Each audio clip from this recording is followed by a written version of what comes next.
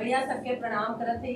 और छठी मैया गाना हम सब लेके आ रही है, हमें सबके तीनों जने के चैनल पे जाई और कोशिश करत है कि मतलब अच्छे से अच्छा गा सके। बाकी भगवान जाने कैसे निकलता गाना। और अगर गाना अच्छा लगी तो आशीर्वाद देहियन, लाइक शेयर करियन। अगर ना अच्छा लगी तो आशीर्वाद जरूर देहियन, ओकरे बदे क्षमा चाहती। बोला छठी मैया की जय।